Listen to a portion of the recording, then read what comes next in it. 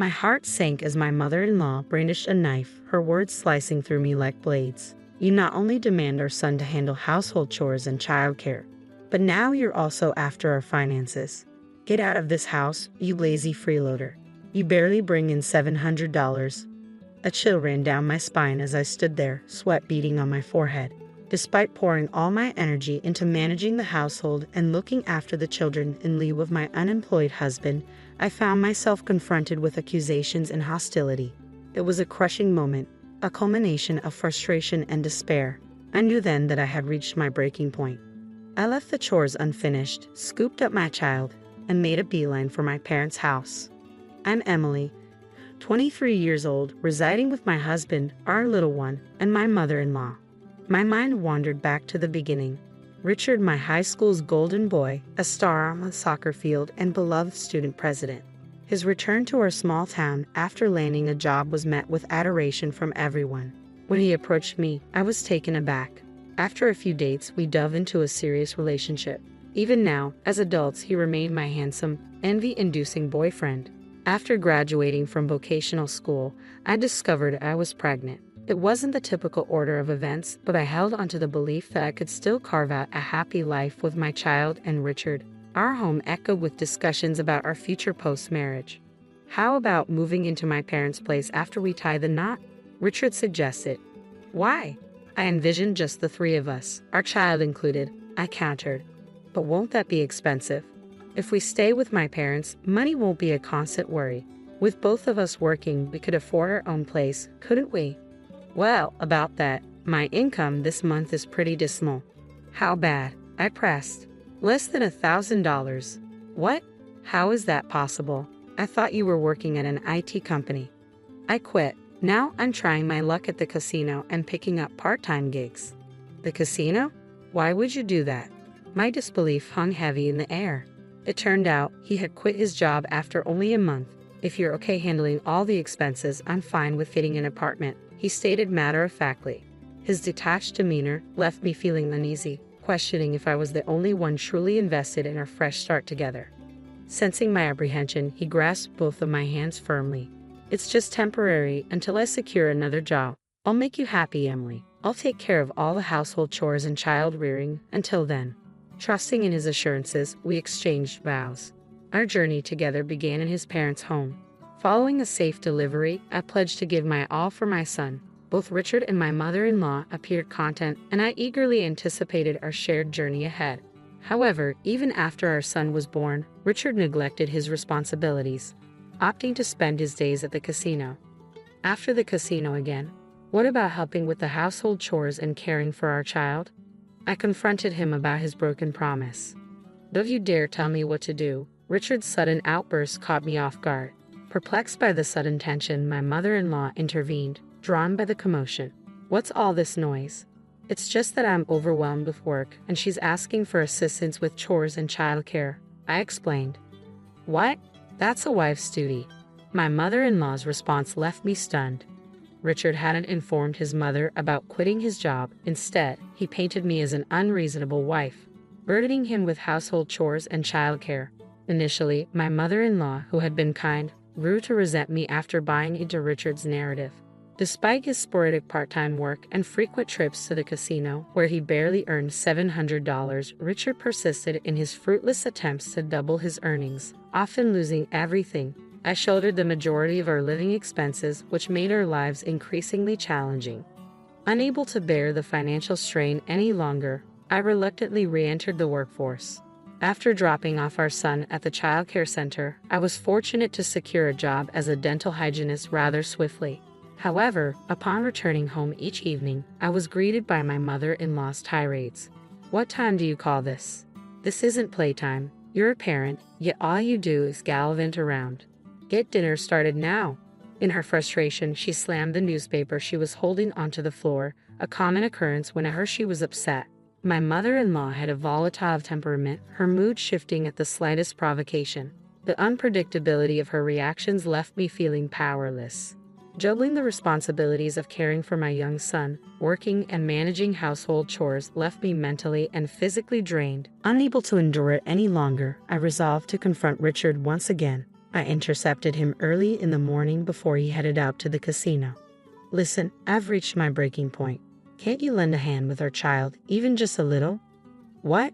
Like I said, I'm swamped. I'm gearing up to find a new job. You get that, right? Or would you prefer I stayed unemployed forever? Imagine the father of your child, Douglas. If you're not happy, just follow orders. But we're barely getting by as it is.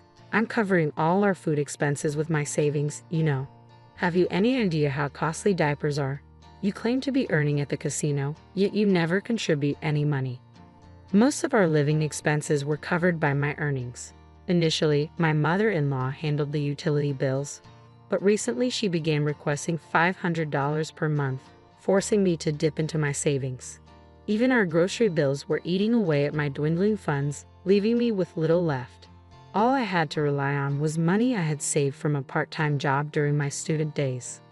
Enough. How dare you talk back to me? After all, you're the one who moved into my house. Richard, typically gentle, underwent a stark transformation when money or casino matters were involved. His outburst drew my mother-in-law into the room. What's all this now? Is your wife causing trouble again? She interjected. Yeah, she is. She's insisting I do housework, look after the child, and foot the living expenses. And on top of that, What audacity you have, Richard. You ought to be heading to work. Thanks, I'll handle it from here, Richard declared loudly as he stepped outside. Mother-in-law's eyes narrowed. You've got some nerve, burdening us with childcare and household chores while demanding money. It's disgraceful. It's not like that. I'm not making demands. It's just that without a little assistance, life is incredibly challenging. Perhaps you're not managing it well. Are you being careless with money? Mother-in-law seemed oblivious to the reality. She had no idea that her own son was unemployed and spending all his time at the casino. I had been instructed to stay silent, but I was at my wit's end. Do you know that Richard isn't bringing in a single cent? He's unemployed because he quit his job. What are you implying? Richard has always been outstanding. Yes, he may have stumbled with his college entrance exams, but he landed a job at a reputable company afterward. He quit that job after just a month. Now, he's always at the casino. I can't sustain us on my savings alone. That's absurd. Stop spouting nonsense. Mother-in-law vehemently rejected my claims. Her son, who had always been a star in sports and academics, was her pride and joy. The idea that he was now unemployed and squandering his time at the casino was too much for her to accept. Her face flushed with anger, mother-in-law stormed out of the room. When she returned with deliberate steps, I was taken aback to find her wielding a knife. What are you intending to do? Please put it down, I pleaded, edging away while cradling my son. Mother-in-law closed in slowly, the blade held menacingly aloft. With a chilling precision, she brought the tip of the knife to my throat. Enough of your insults toward my son. Having a wife like you is dragging Richard down. You're a lazy leech, surviving on a measly $70,000. Leave this house. Her harsh words sent shivers down my spine. Any sudden move could endanger my son. Seeing my silence and the fear etched on my face, mother-in-law seemed satisfied and lowered the knife. But you understand, there's no place for parasites like you. Just keep quiet and tend to your chores, she spat before retreating to her room. Relieved of the immediate threat, I crumpled to the floor, my son's sobs echoing in the tense air. I comforted him with gentle strokes on his back, but inside, a resolve solidified. We couldn't remain in this house any longer. The casual threat of a knife was unfathomable. She seemed devoid of humanity. I had been swayed by Richard's honeyed words until now. After each argument, I felt compelled to stand by him, believing he'd crumble without me. But I had reached my breaking point.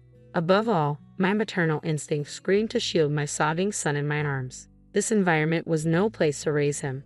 The decision was made. We would leave the next day. In the morning, my mother-in-law's stern voice pierced the air. Emily, please prepare for my husband's memorial service next week. All our relatives will be attending, so ensure everything is flawless, she commanded before hurrying off to a neighbor's house, leaving no room for my response. The following week marked my father-in-law's memorial service. Richard and my mother-in-law were discussing arrangements for a lavish feast and reminiscing about him. I was tasked with all the preparations, but I found myself mentally checked out. As soon as Richard and my mother-in-law stepped out, I hastily gathered my belongings and fled from their house. I didn't have much, just my clothes, my son's toys, and diapers. When I arrived at my parents' house, they were taken aback. However, as I poured out my heart to them, my mother was moved to tears and enveloped me in a tight embrace. My typically composed father was visibly enraged and instructed me to rest. Later that evening, the phone rang. It was undoubtedly Richard, wondering why I hadn't returned to prepare dinner. I disregard the call and opt to block his number. The following day, mother-in-law and Richard arrived together at my parents' house, banging on the door in the early hours. Though my parents attempt to deter them, I insist they be allowed inside. As I swing the door open, they launch into a tirade immediately. How could you vanish without a word? What kind of wife does that? Isn't it odd to disappear without a trace? Could you please lower your voices? You're disturbing the neighbors. I respond calmly, fighting the impulse to retort, who's the actual issue here? Upon witnessing my firm stance, they attempt to seize me, but my father intervenes. If you resort to violence, we'll call the authorities.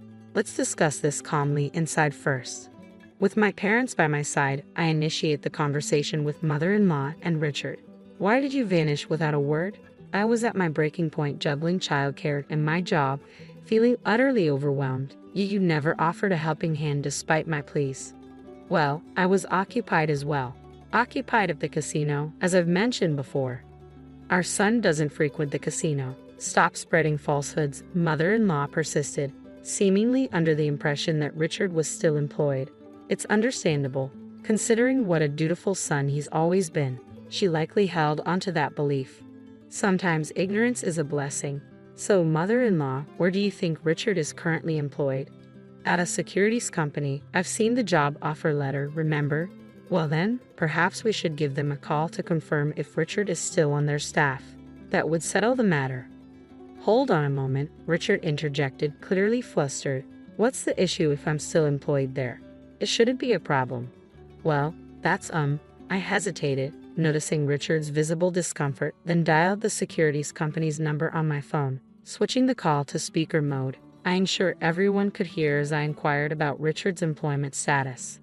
That individual resigned several years ago, if memory serves me correctly.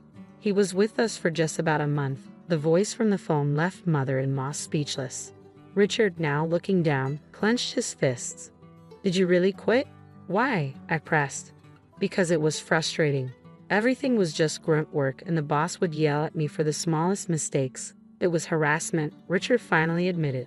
Why haven't you kept us informed about your activities since then? I've been actively searching for a job. For how long have you been on the hunt? It doesn't appear to be yielding any results. Can you provide a count of how many companies you've applied to so I can verify? Well, the job market isn't exactly overflowing with great opportunities. I'm waiting for the right fit to come along. You seem quite confident in your abilities. By the way, you're currently working part-time, correct? What was your income last month? 700. 700. Didn't you claim to mother-in-law that Emily could barely make 700 and couldn't fend for herself, so you were the sole provider? Apparently, he missiled mother-in-law, suggesting I wasn't bringing in anything, but the reality was quite different. As a dental hygienist, my salary isn't extravagant, but I was making at least $2,000. Upon learning the truth, mother-in-law flushed crimson with anger, shooting daggers at Richard. Faced with the reality, Richard erupted in fury. Why must you do this? This is all you're doing, making me appear foolish. His pride evidently wounded, he couldn't bear the humiliation, slamming his fists on the table in frustration. You shouldn't divulge such matters in public. It's defamation, I uttered in disbelief. If you wish to pursue legal action, feel free, but I'll counter with a lawsuit for your knife threat as well. And let's not forget, lawsuits come with a hefty price tag. Do you have the funds? Richard retorted, clicking his tongue in frustration. It was likely he had squandered all his earnings at the casino. Meanwhile, mother-in-law remained in shock upon discovering the truth about Richard's unemployment. I've laid it all out for her. I'm the sole earner covering all our living expenses. When Richard and I wed, he promised to manage household duties and childcare in lieu of my job. But once married, he failed to fulfill any of those obligations. That contradicts what I've been told. Mother-in-law seemed to blindly trust whatever Richard fed her, right? She became agitated when I requested assistance with chores and childcare. She even resorted to brandishing a knife, commanding me to keep quiet and attend to my housework. I could see my mother-in-law's complexion draining. Standing before my parents, being confronted for her misconduct, she appeared uneasy. Mother-in-law, you haven't contributed a dime to the household either. We've relied solely on my income all this time. I have no intention of continuing to toil for you, so I'm requesting a divorce. Divorce? Hold on a moment, don't just drop such bombshells out of nowhere. Yes, indeed, I'll pitch in as well, so please reconsider and return, they implored. No, thank you, I firmly reiterated, their surprise evident in widened eyes. It was likely a shock for them, accustomed to my usual compliance even amidst shouting or persistent pleas, to hear my unequivocal refusal this time. I refuse to live with someone who resorts to wielding a knife to assert dominance. I'm exhausted from sharing a roof with Richard, who spends his days gambling at the casino. I intend to seek compensation for all the labor I've contributed thus far, as well as child support. That's going to be quite a challenge. I simply can't afford such payments, mother-in-law protested. Well then, cease gambling immediately and start making payments, I countered. But I can't possibly do that. I'm unemployed. Richard's admission left me flabbergasted by his sheer lack of foresight. You're unemployed because you're too selective about the jobs you're willing to take. Do you have any idea what it means to be willing to do whatever it takes? There aren't many companies out there willing to hire someone with no significant qualifications or work experience. Don't take society for granted. Many people are out there working tirelessly in challenging conditions to make ends meet. Yet individuals who quit their jobs on a whim because they're upset or don't enjoy their work, nobody's going to be eager to hire them, he lectures, expressing doubt about Richard's ability to find employment given his current approach. I'll have my lawyer handle the divorce proceedings. Please refrain from contacting me in any way from now on. What about us? How can you be so selfish? What will become of us? Mother-in-law's anger flared at my statement. I'm not sure. Perhaps you should find a way to support yourself, I retorted, deliberately adopting a puzzled expression in response to her heated words. Heartless. I won't tolerate being called that by you. Remember when you referred to me, your daughter-in-law, as a leech surviving on a meager $700 a month? It was you who held a knife to my throat and demanded my silence. And by the way, the lazy individual earning $700 a month is sitting right beside you. Aren't you going to ask him to leave? As I spoke, mother-in-law trembled with rage. Perhaps I had pushed too far. Suddenly, she lunged forward, grabbing my collar. Stop it. I warned you, I'll call the police if you lay a hand on her. My father intervened forcefully, trying to pull her away, but she was too agitated to be restrained. So, not content with threats of a knife, now resorting to physical violence.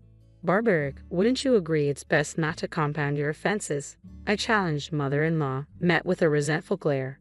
Disregarding her, I turned my attention to Richard. I held on to hope that you would change, but I'm relinquishing that now.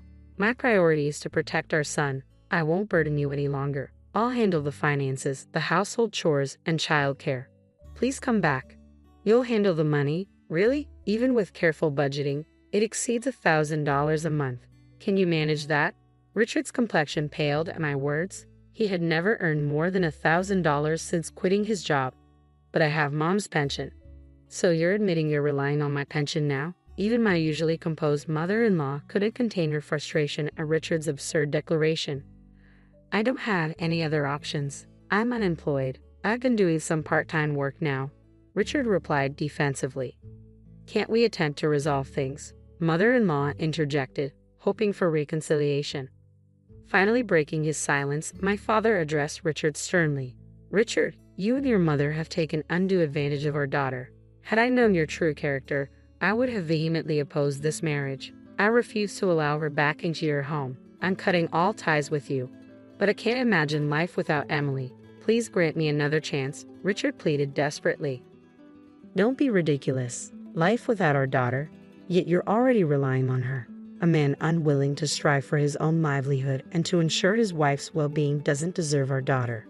Leave at once. My father's voice carried an unusual edge, sending shivers down my spine.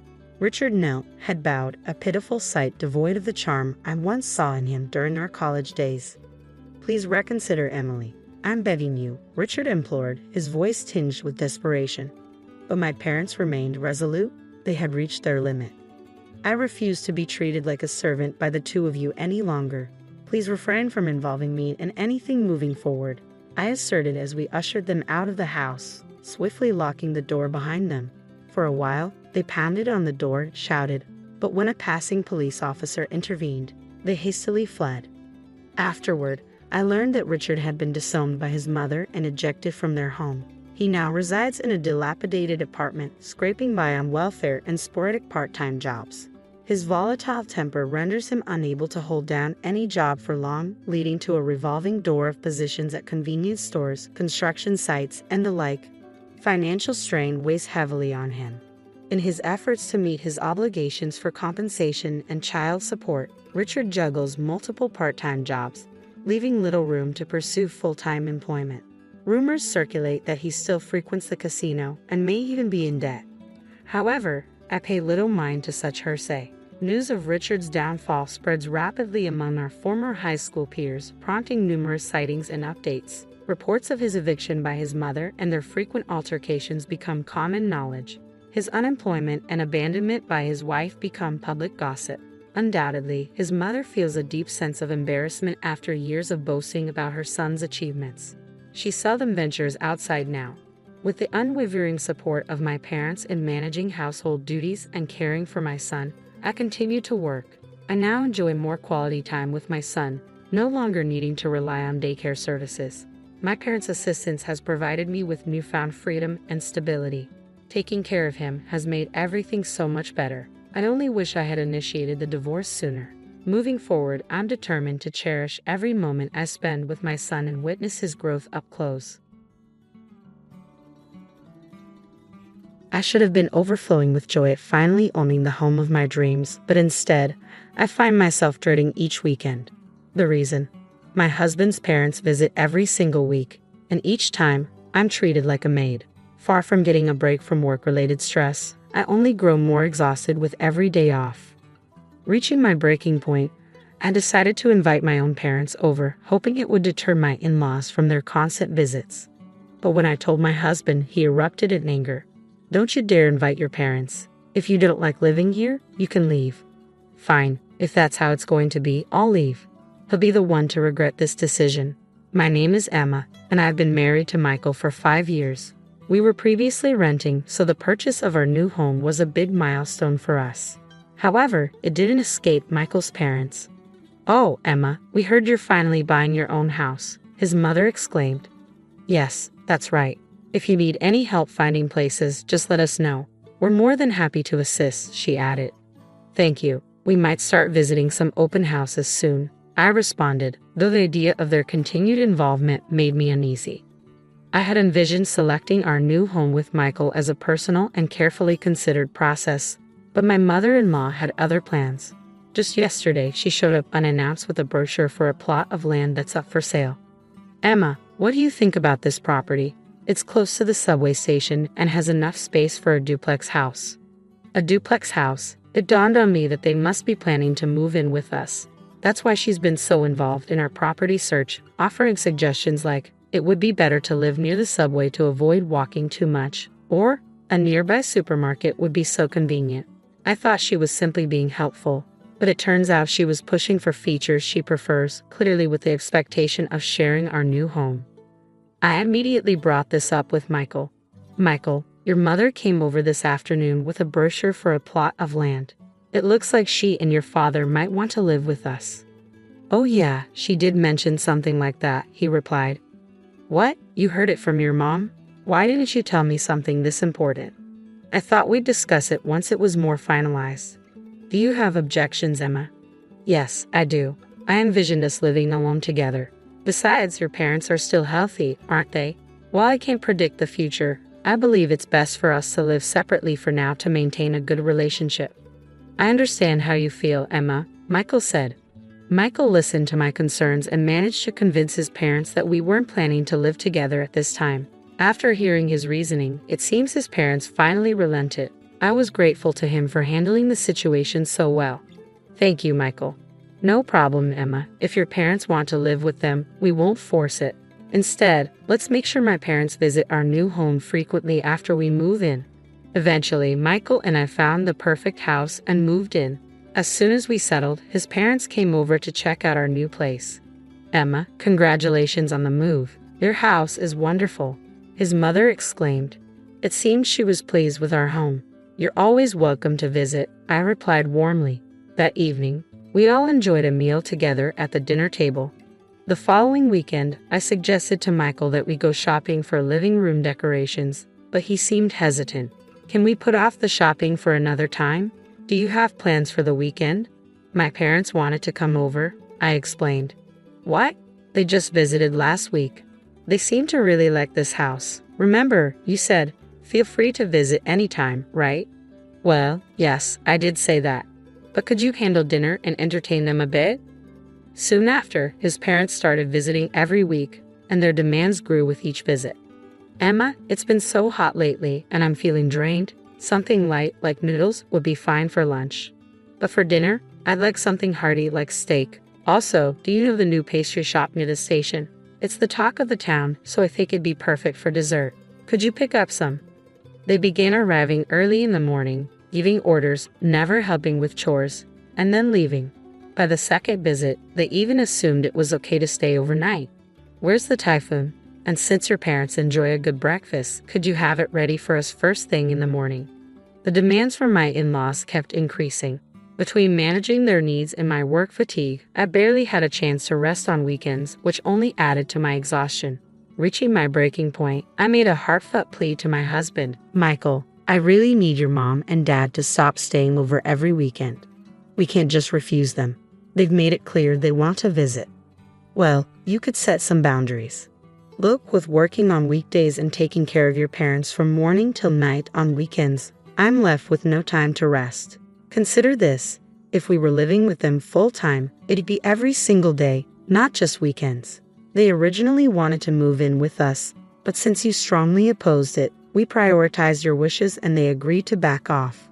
Compared to living together, having them over on weekends might actually be the better option." But it was becoming unbearable to continue this situation indefinitely.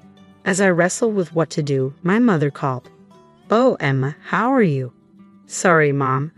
I haven't been in touch lately. I'm managing, somehow. You sound a bit down. Is everything okay?" "Well, actually, I shared with my mother the difficulties I was facing with my mother-in-law's constant visits since our move. My mother expressed concern and said, 'That sounds really challenging. I can imagine how overwhelming it must be with settling in and buying new things. I've been holding off on calling because I know your in-laws visit every weekend. I haven't even invited my own mother to our new house yet. Maybe if I invite her over, your in-laws might hold off on their visits for that weekend.' That evening, I brought up my idea to Michael when he got home from work. 'Hey, Michael, I'd like to invite my parents over this weekend. Is that okay with you?' His response was unexpected. 'No, my parents have already planned to come this weekend.' "But your parents have visited so many times already. My parents haven't been over even once." "That's because your parents haven't mentioned wanting to visit. My mother has been patient, waiting for us to get settled. She's really eager to come." "Oh, really? Well, then, how about scheduling your parents for when mine aren't coming? They've waited this long, they can wait a bit longer. Isn't it odd to always prioritize your parents, who are here so often? Can't your parents wait until next week? You're my wife now. It's natural for us to prioritize my parents. Anyway, you should let your parents know this weekend isn't a good time." "I don't want to do that. You should just not invite your parents. If I can't have my parents over because of that, then your parents shouldn't come to our house either. They gave you to me, so they should be prepared not to see their daughter all the time." "That's unreasonable. Why shouldn't I be able to invite my parents? Even though I'm married, isn't it natural for them to want to see their family?" Despite Michael's firm refusal, I proposed a compromise. "All right, let's skip this weekend, but from now on, let's try to alternate inviting each other's parents on a regular basis. How about that?" "Ah, that's exactly. If you're going to suggest something as troublesome as this, we might as well not invite your parents at all. Let's just end this conversation." "But we haven't resolved anything yet. I've made up my mind. I'm not letting your parents come over. If you don't like it, you can leave." No matter what I said, Michael only focused on his parents, never considering me or my own family. His refusal to discuss the matter and his insistence on his own way finally pushed me to my limit. "Fine, if you're that determined, Michael, I'll leave. And when that happens, it'll be too late for regrets.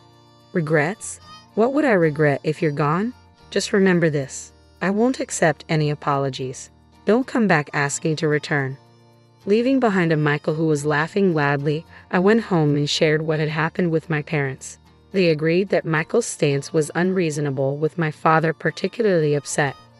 A person who can't respect their family is fundamentally flawed. I'm disappointed in Michael. You should stay here and not go back to that house. His words reassured me that I wasn't at fault. Feeling a sense of relief, I resolved to pursue a divorce. A few months later, I received a call from Michael. Hey, how much longer are you planning to stay away? Have you forgotten what day it is? This Saturday. He spoke with a tone of urgency. Oh, right, it's the day we were supposed to host your coworkers at our new house. Yes, exactly. We've been planning this since we moved. Remember? But isn't your mother-in-law supposed to come that day? Why don't you tell your coworkers that my parents are visiting and cancel the gathering? There's no way I can do that. I've invited a new boss for my department, and canceling now could impact my future at work. I don't care. You're the one who kicked me out, remember? Is this really the time to be arguing? Stop sulking and come back. We need to start preparing for everyone's arrival or we won't be ready in time. I'm not coming back to that house. What? Are you really okay with putting my job at risk? I don't mind. I'm planning to leave you. Leave? Are you serious? Yes, I've been considering it since I left the house and my parents agree with me. Your parents too. They're as out of touch as you are. Do whatever you want. I'll have my parents help with the preparations for hosting my coworkers. I don't need you anymore. You're going to regret this. That's what I should be saying. Goodbye. I ended the call abruptly. By now, Michael was probably frantically contacting his in-laws, scrambling to prepare for the office gathering. Since his in-laws had made themselves so comfortable, it was about time they faced some inconvenience. That problematic weekend, our home phone rang in the afternoon. When I answered, Michael's flustered voice came through. Why is Emma answering the phone? I was trying to reach my new boss. Why? Well, because this is my house. Emma's house. Don't tell me the new boss is Emma's father. Yes, my father used to work at Michael's company. He's been away from the main office for a few years as an advisor for a related company's new venture, but he's set to return to the main office next month and will be Michael's new boss. I knew about the internal announcement, but I couldn't reveal it until the embargo was lifted, even to Michael, my husband. I assumed he would figure it out when he saw the boss's name in the announcement, but it seems he didn't check it properly. Michael began to plead desperately. My mother has prepared expensive ingredients and fine alcohol, but no one is coming. When I contacted my colleagues, they said there was a huge commotion at the company because I didn't invite the new boss. If the boss doesn't come, no one else will. They've been asking me to convince my father to come and clear up the misunderstanding. Michael continued. Misunderstanding. It's not a misunderstanding. It's a fact. You said, don't ever invite my parents to our house, didn't you? I didn't know your father was my boss at the time. Then the situation is different now. That's a rather convenient excuse. I asked you repeatedly if you'd regret this, didn't I? Well, it's too late for regrets now. You're responsible for cleaning up your own mess. I hung up before Michael could respond. I informed my father about Michael's call, but understandably, my father had no intention of visiting. There's no need to go to the house of someone who disregards his own family. My father was even more enraged. My father is scary when he's angry. He was looking forward to using the expensive ingredients and alcohol he bought for today, but it seems all that effort was for nothing. The next day, Michael arrived at our house, looking pale and distressed. Emma, I'm sorry for everything I've done. Let's start over. Please come back home. Instead of me, who was staring at him in shock, my father spoke up. Start over. Do you even understand what you've done? Michael, looking pale, knelt before my father. Sir, I'm deeply sorry for my actions. I'm here to apologize. You've ignored my daughter for months and haven't even bothered to visit her. I didn't realize you'd be so unreliable. That's not the issue. I've been busy with work. Oh, really? I heard you're also working weekends. Weekends? Well, Michael stuttered. It's likely his mother was visiting him every weekend.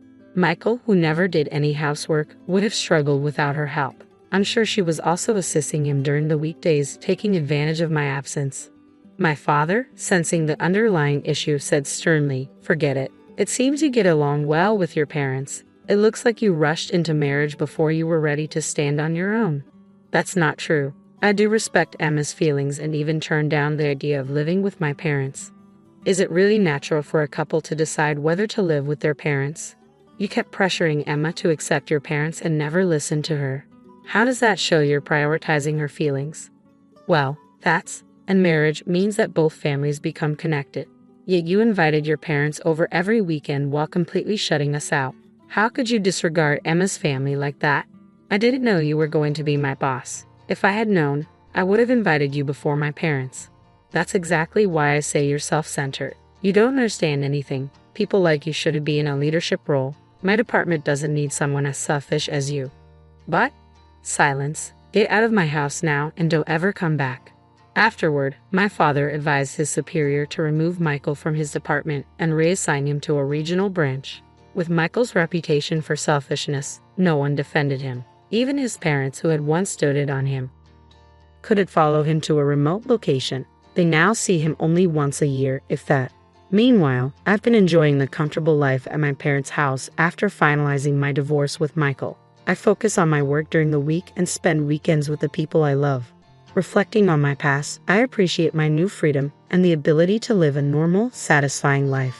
Moving forward, I want to cherish my parents and enjoy living at my own pace. My name is Emily. I live with my husband in a spacious house. We have a son named Richard who reached adulthood a few years ago and moved out. Initially, I felt lonely without him, but I've since adjusted. Still, it always brightens my day when he calls to say he's coming home.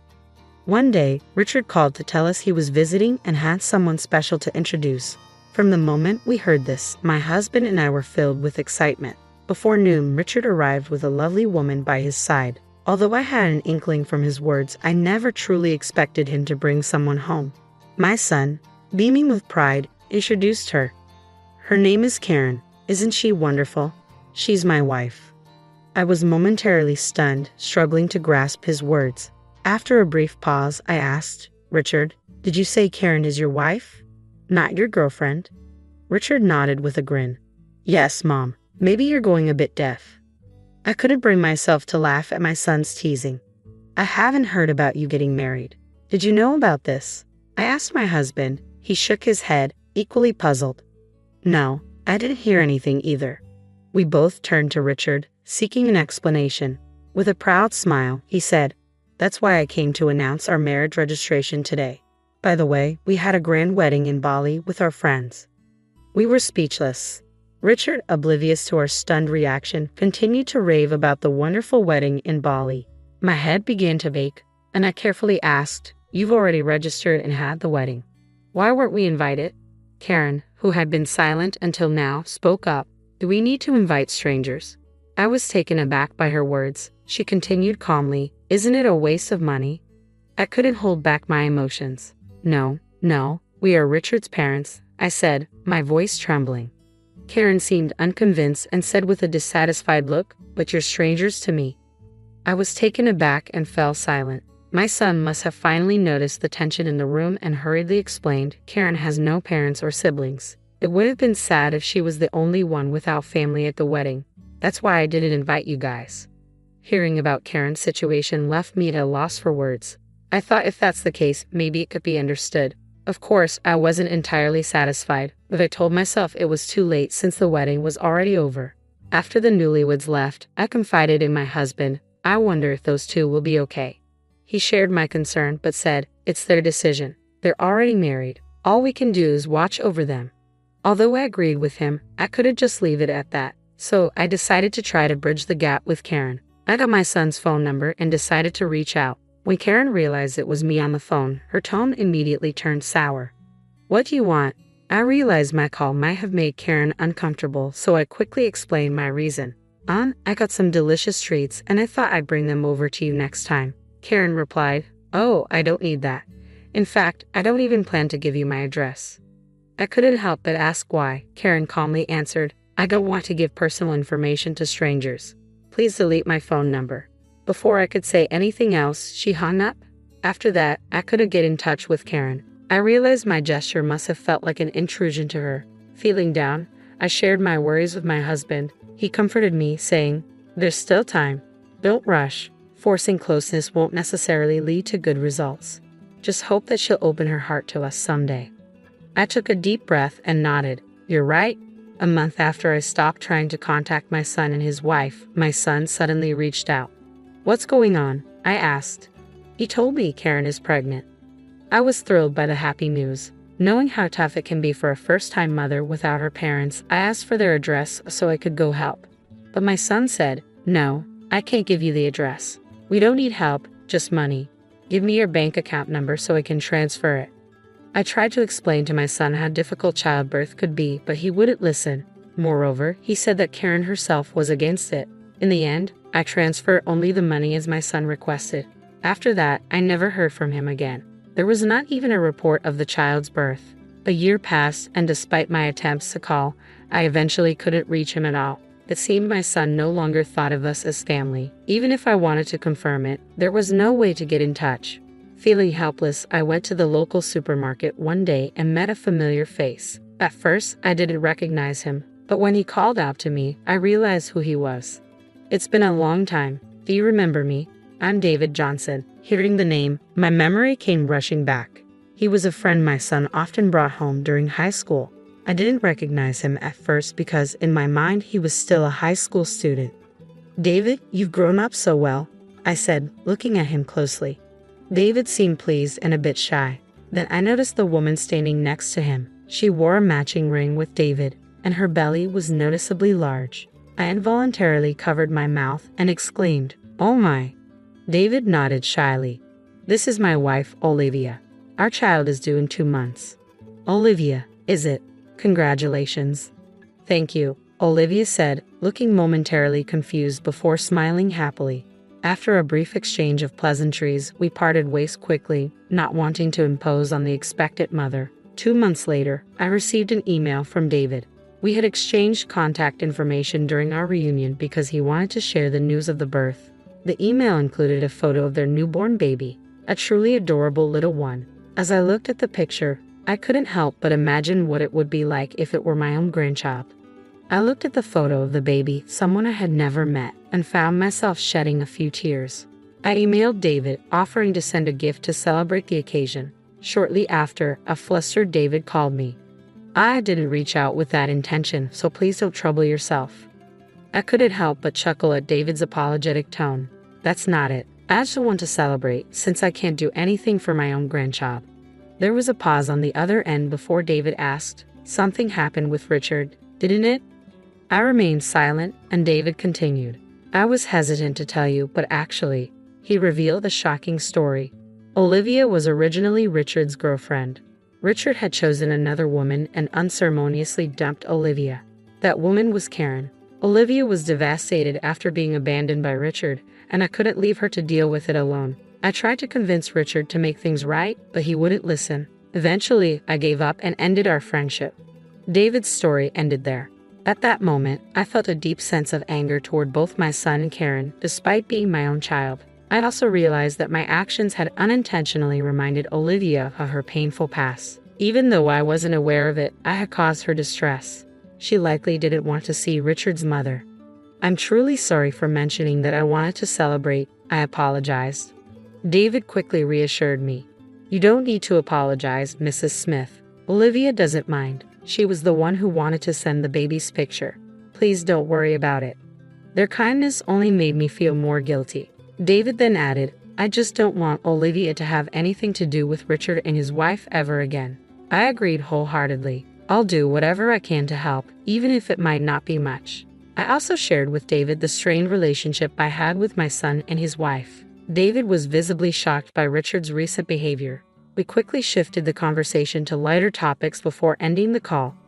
I relayed everything I had learned from David to my husband. I then told him that from now on, I would consider Richard and his family as strangers. My husband agreed. "At least we can take a breather." I glanced around the room, where most of the unpacking was complete, and nodded. Our new life begins here today. The house we had lived in felt too large for just the two of us. When we were considering moving, we were introduced to this newly built high-rise condominium. We had planned to inform our son about the move, but ultimately decided against it. I headed out to buy ingredients for dinner. As soon as I stepped out the front door, someone called out to me, "Mom."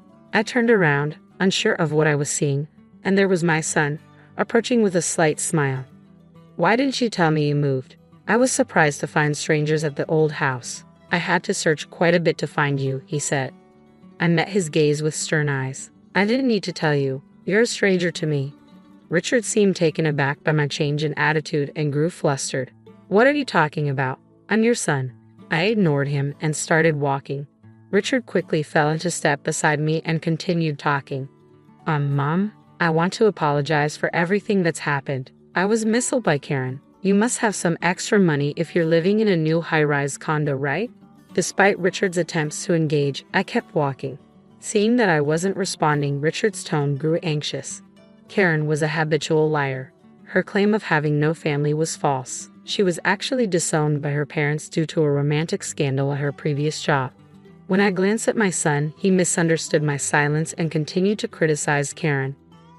Karen came to me for money after she couldn't make it on her own after quitting her job. I was just deceived. I should be able to live in that high-rise condo too. I stopped and faced him. He seemed hopeful that I was finally ready to listen, but I held his gaze firmly and said, "You chose that dishonest woman despite being in a relationship with someone else. This is the consequence of your actions." Richard looked stunned by my words. I delivered my final message. "Your only family now is Karen. You two are perfectly suited for each other." Leaving him there, I walked away and contacted David. I was concerned that Richard might cause trouble for David or Olivia. As I feared, Richard had tried to apologize to Olivia and asked David to mediate between us. He even said something absurd like, "You two got married because of me." David, at his breaking point, announced he was severing ties with my son and warned that he would call the police if Richard continued to harass them. In a panic, Richard fled. Afterward, Richard tried to spread malicious rumors about David and Olivia among their mutual friends, but was met with disdain instead. Karen, who was supposed to be his only ally, abandoned him, running off with another man after squandering all of Richard's savings and left their child behind. Seeing the situation worsen, we decided not to intervene despite hearing the rumors. Eventually, Richard came to us with the child in tow. "You must feel sorry for your grandchild, right? Let us stay here," he pleaded. My husband, who had been silent until now, exploded in anger. "Don't be ridiculous. Stop acting like a spoiled child at your age. You're no longer our son but a stranger. Get out." Frightened by our harsh reaction, my son fled, leaving the grandchild behind. My husband quickly locked the front door while I gently picked up the child. The little one, oblivious to the situation, reached out to my husband with a smile. Seeing that innocent smile, my husband and I shared the same thought. While we have no intention of forgiving our son and Karen, the child is innocent. We exchanged a nod and decided to raise this child ourselves. I heard that my son is now doing physical labor, likely struggling to make ends meet with a job he detests. Despite his hardships, he hasn't tried to come back home, though even if he did, the outcome would be the same. My husband and I are fully occupied with caring for our grandchild. Although raising a child at our age is challenging, the child's smile gives us the strength to keep going. For tasks that are too difficult, we rely on the help of David and his wife, for which we are deeply grateful. It seems that a leisurely retirement is still a distant dream, but for now, I want to savor the time